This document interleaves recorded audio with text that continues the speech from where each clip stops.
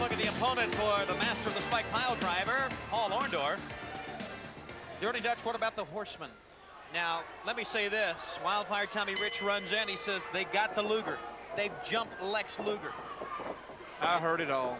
I heard it all. But you know, it's obvious that the Horseman... Hey, if Tommy Rich runs in and says the building's on fire, I wouldn't run out. If Orndorff told me the building's on fire, I wouldn't run out because they're known liars. They're known cheats.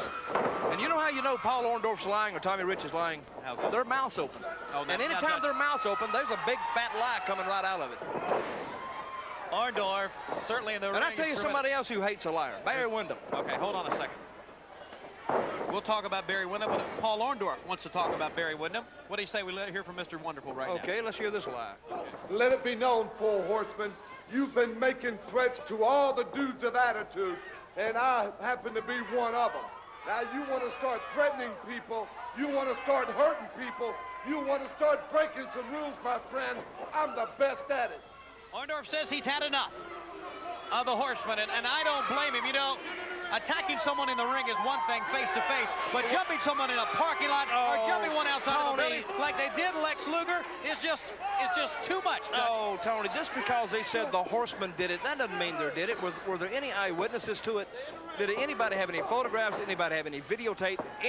It's all circumstantial evidence. It's their word against Luger's. And that would not stand up in court, because I took pre-law. I understand it. University of Oil Trough, I take it. No. South Texas. University of Texas. I'm sorry. That's right. Drop kick. I don't like Paul Orndorff either. He's in the same mode as Brian Pillman. I don't like any of these guys. I couldn't warm up to Paul Orndorff if we were cremated together. That's how bad I dislike him. He's a very unfriendly guy. Taking advantage of what's his name in here, Mr. Douglas. Taking advantage of him. He far outclasses his opponent tonight. But can he outclass Barry Windham? I don't think so. All right, we'll see. What a match. Orndorff and Barry Windham, two very physical gentlemen, and two men that I'm sure will have a tremendous match. Windham and Orndorff. Wow. You have two veterans in there. You have two veterans. Orndorff's been around quite a while, and so has Barry Windham. But Orndorff, he comes in here, he sticks his nose right in the middle of everything. And now you see he's asking these sadistic fans out here, would they like to see the pile driver? And of course, they all stand up, of course. Here it comes. The IQ in this building won't hit double digits. Watch out, here we go. Nicely done by Orndorff. Well, it's all over now. Another tremendous win. Here's Gary Capetta.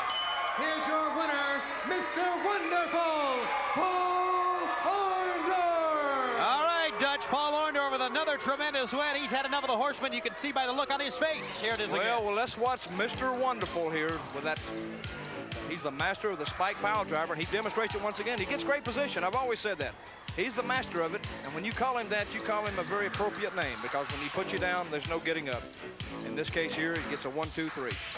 Your winner, Paul Orndorff. We still have coming up next Big Van Vader, but right now let's hear from Barry Windham of the Horsemen.